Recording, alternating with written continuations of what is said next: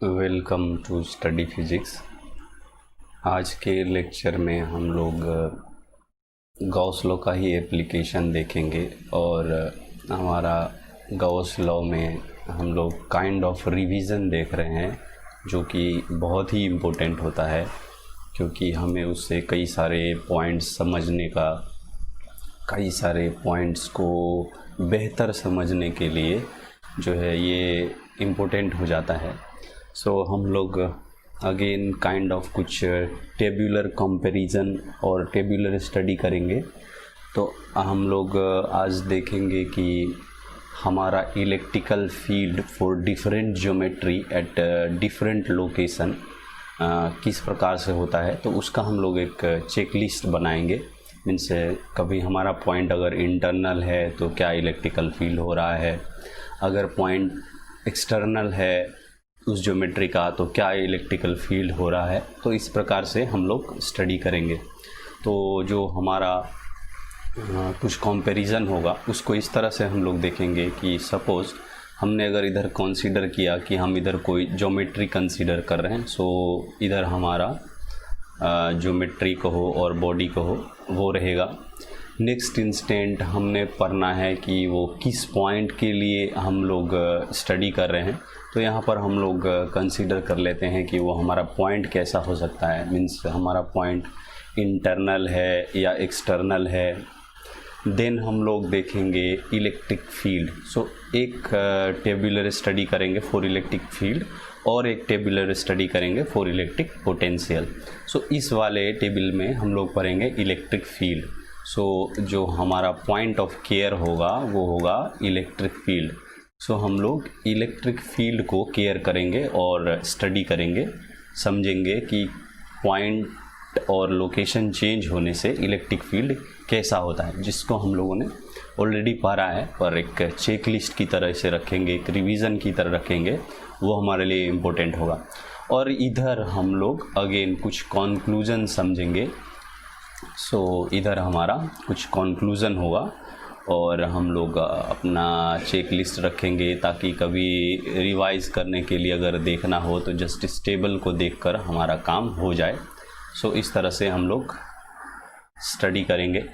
तो जो पहला हमारा बॉडी हो और पहला जो हमारा ज्योमेट्री हो उसको हम लोगों ने कह रहे हैं वो हमारा कोई अगर यूनिफॉर्मली चार्ज्ड सेल हो। सो हम लोग यहाँ पर थोड़ा सा रफ स्पेस रखेंगे अगर कुछ समझने का ज़रूरत हो।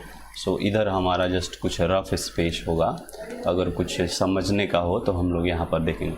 सो जो पहला जो हमारा बॉडी है that is uniformly charged spherical shell. So uniformly charged spherical shell.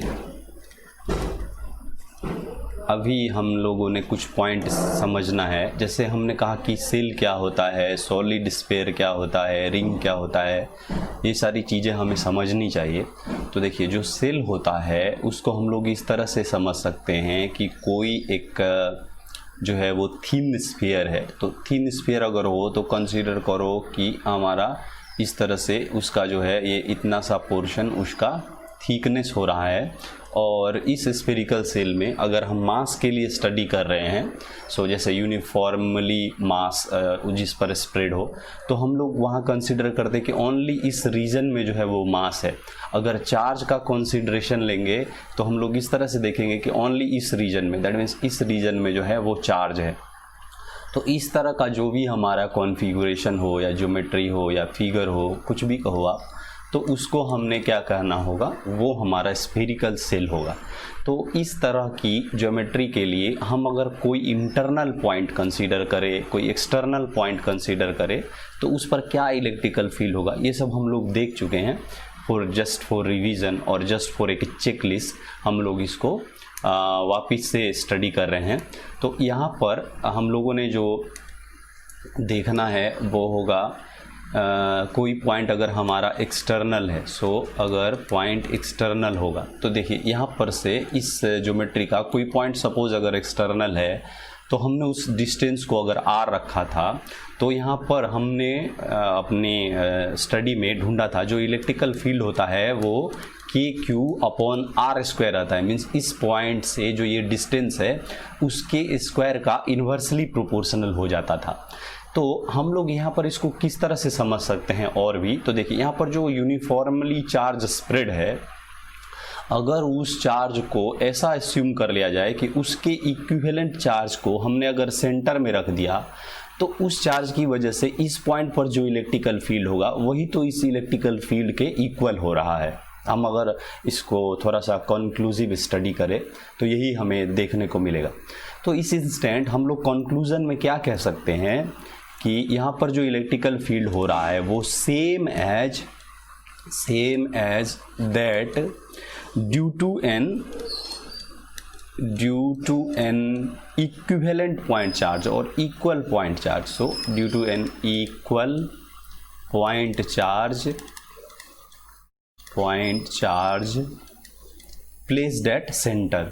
सो अगर सेंटर पर इक्वल चार्ज हो तो उसकी वजह से जो इलेक्ट्रिकल फील्ड होगा वही जो होगा इस यूनिफॉर्मली चार्ज्ड स्फेरिकल सेल की वजह से एट दिस पॉइंट पर जो इलेक्ट्रिकल फील्ड होगा वो सेम होगा हमारा कि इक्विवेलेंट चार्ज को अगर हम लोगों ने सेंटर में रख देंगे तो क्या इलेक्ट्रिकल फील्ड होगा। तो इस पॉइंट को हम लोगों ने समझ लिया। अब अगर इसी में से हम लोग इस तरह करें कि अपने इस पॉइंट को अगर हमने एक्सटर्नल की जगह जो है हमने इसे इंटरनल कंसीडर किया, सो अगर हमने इसको इस तरह से सेकंड पॉइंट कंसीडर करें और ये हमारा कुछ रफ स्पेस रहेगा, अगर नीड होगा तो हम लोग देखेंगे। सो सेकंड पॉइंट अगर हमने देखना है तो हमने ये सेम ज्योमेट्री लिया। सो इस ज्योमेट्री को हम जस्ट यहाँ कॉपी करेंगे और इस टाइम जो हमारा पॉइंट है दैट पॉइंट इज हमारा इंटरनल पॉइंट है। सो इस टाइम हमारा पॉइंट कुछ इंटरनल है।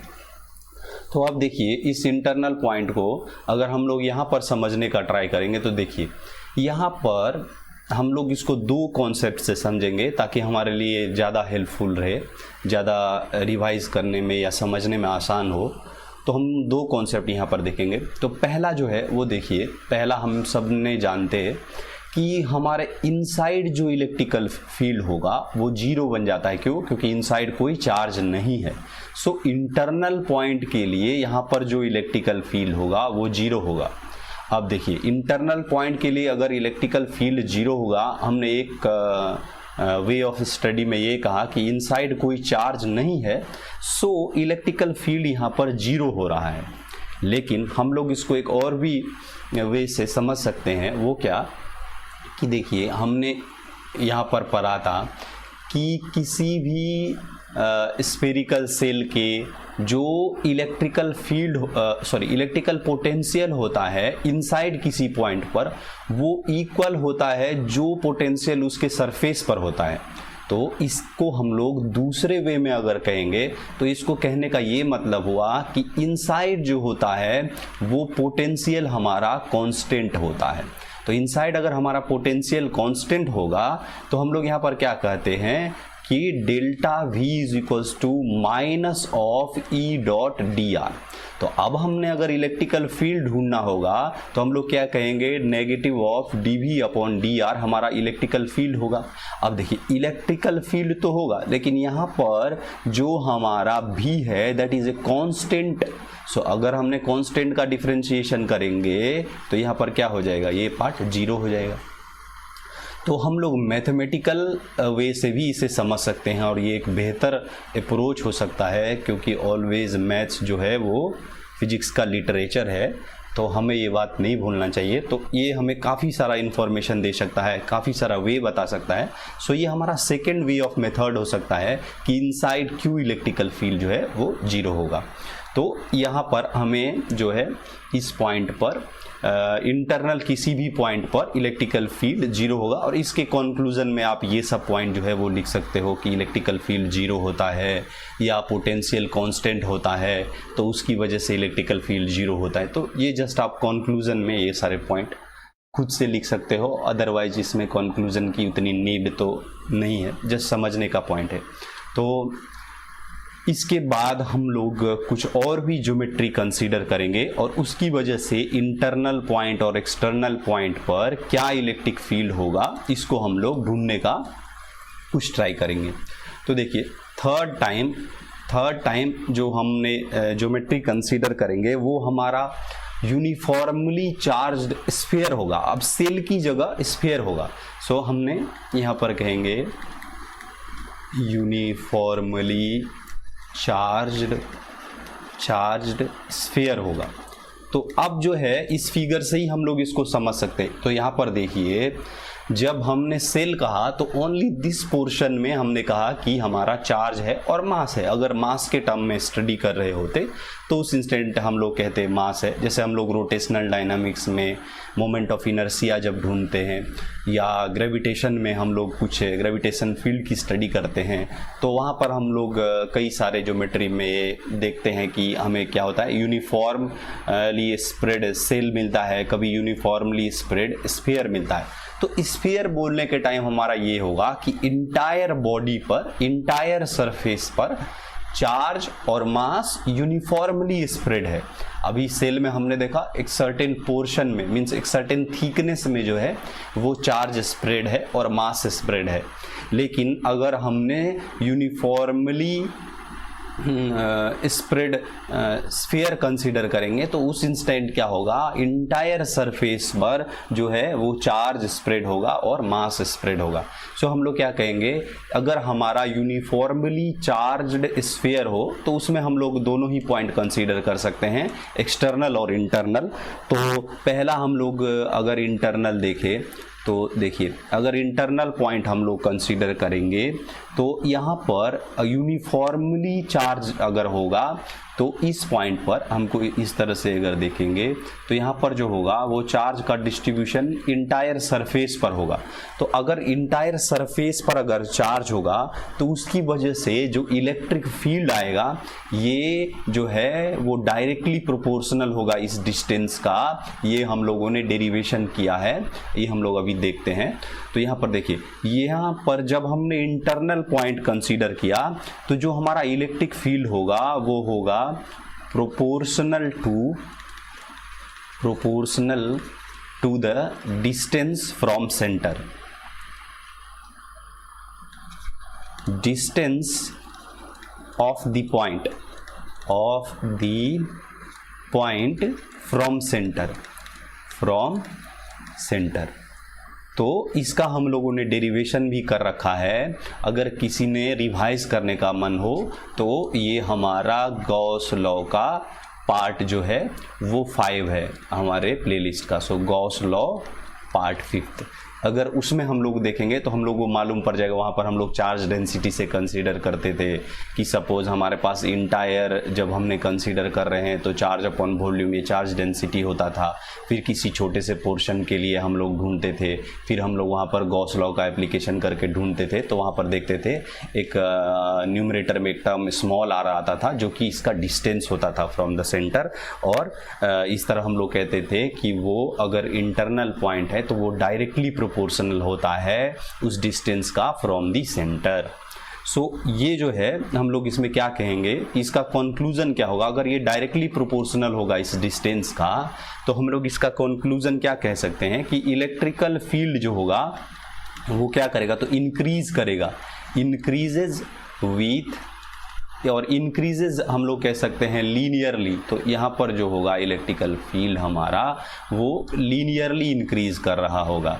तो हम लोगों ने इसको कहेंगे कि ये जो हमारा पॉइंट है ये हमारा लीनियर इंक्रीज होगा। तो ये पॉइंट हमारा जो है वो लीनियरली इंक्रीज करेगा। तो अभी देखिए, increases linearly as one move from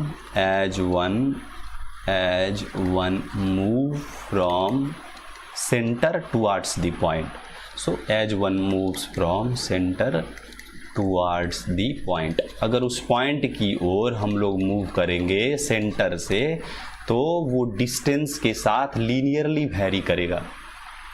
तो इस प्रकार से जो हमारा जब पॉइंट इंटरनल होगा तो हमें इलेक्ट्रिकल फील्ड को इस तरह से समझना होगा। अब हमारा जो फोर्थ पॉइंट होगा और फोर्थ केस जो होगा उसमें अगेन हम लोग जो है अपना ज्योमेट्री सेम ही कंसीडर करेंगे। सो सेम होगा, इस टाइम हमारा पॉइंट कोई एक्सटर्नल पॉइंट होगा और अब जो हमारा इलेक्ट्रिकल फील्ड होगा, देखिए तो अगेन इस पॉइंट पर हमने ये इंटायर सरफेस की वजह से जो चार्ज है उसको अगर सेंटर में कंसीडर कर ले और किसी एक्सटर्नल पॉइंट के साथ उसका डिस्टेंस अगर r होगा तो हम लोग देखेंगे कि यहाँ पर जो इलेक्ट्रिकल फील्ड बनेगा एट एक्सटर्नल पॉइंट का वो क्या होगा, अगेन सेम रहेगा। और अगर हम लोग इसको मैथमेटिकल टर्म में कंसीडर करेंगे तो ये हो जाएगा KQ/r², उस डिस्टेंस के साथ इन्वर्सली प्रोपोर्शनल होता है। और ये इक्विवेलेंट और इक्वल कह सकते हैं कि अगर इंटायर मीन्स ज्योमेट्री की वजह से जो भी चार्ज है उसको हमने अगर सेंटर में कंसीडर कर लिया और उस पॉइंट से उस पॉइंट का सेंटर से अगर हमने डिस्टेंस मालूम कर लिया तो इस चार्ज की वजह से जो यहाँ पर इलेक्ट्रिकल फील्ड बनेगा वही इंटायर सरफेस पर जब वो चार्ज रहेगा तो उसकी वजह से जो इलेक्ट्रिकल फील्ड बन रहा होगा उसके इक्वल हो जाएगा। तो अगेन हम लोग कह सकते हैं same as that due to equal point charge, so equal point charge placed at center,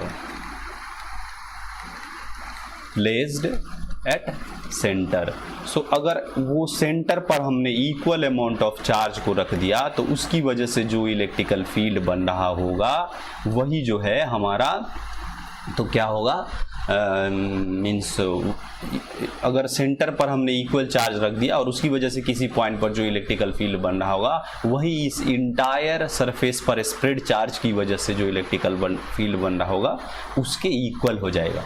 तो अभी हम लोगों ने यहाँ पर फोर्थ केस कंसीडर कर लिया। फिफ्थ केस का वैसे तो नीड नहीं है, हम लोगों ने उसको समझ ही लिए हैं, लेकिन जस्ट फॉर मीन्स हमें बेहतर आइडिया रहे इसके लिए अगर हमने सपोज कंसीडर किया एग्जैक्ट सेंटर पर क्या होगा। सो मीन्स हमारा ज्योमेट्री सेम है, इस टाइम भी ज्योमेट्री हमारा सेम है और फिगर सेम है, बॉडी सेम है और हमारा जो पॉइंट है वो एग्जैक्टली एट सेंटर होगा। तो देखिए ये जो हमारा पॉइंट था कि वो उस डिस्टेंस का डायरेक्टली प्रोपोर्शनल होता है। तो जब ये कोई इंटरनल पॉइंट पर रहता था तो वो डिस्टेंस का डायरेक्टली प्रोपोर्शनल होता था। तो अब इस इंस्टेंट यहाँ पर जो डिस्टेंस बन रहा होगा वो r = तो 0 हो जा रहा होगा। तो अगर न्यूमरेटर में टर्म 0 बनेगा तो electrical field at the centre 0 ही होगा।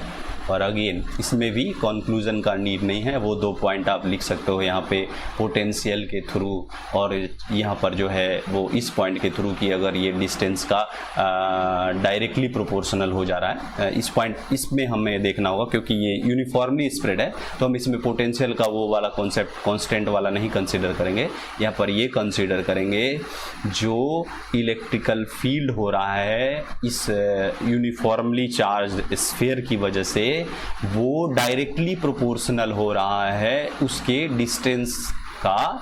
सो जो एग्जैक्ट सेंटर पर डिस्टेंस होगा वो 0 हो जाएगा तो उसकी वजह से electrical field at the centre जो है वो 0 बनेगा। तो इस तरह से हम लोगों ने इलेक्ट्रिकल फील्ड का स्टडी करेंगे, क्यूमुलेटिव स्टडी करेंगे एट डिफरेंट पॉइंट। हम लोग किस तरह से स्टडी कर सकते हैं, अगर हमारे पास कोई सेल हो, देन हमारे पास अगर कोई सॉलिड स्फीयर हो तो उसके ऊपर अगर यूनिफॉर्म चार्ज स्प्रेड है तो इलेक्ट्रिकल फील्ड किस तरह से वेरी करेगा, ये सब पॉइंट हम लोग केयर कर सकते हैं। तो नेक्स्ट वाले वीडियो में हम लोग इसी तरह एक कॉम्पैरेटिव स्टडी करेंगे टेबुलर फॉर्मेट में, जो कि होगा हमारा upon electric potential. So thank you for this video and with request to share and subscribe, support.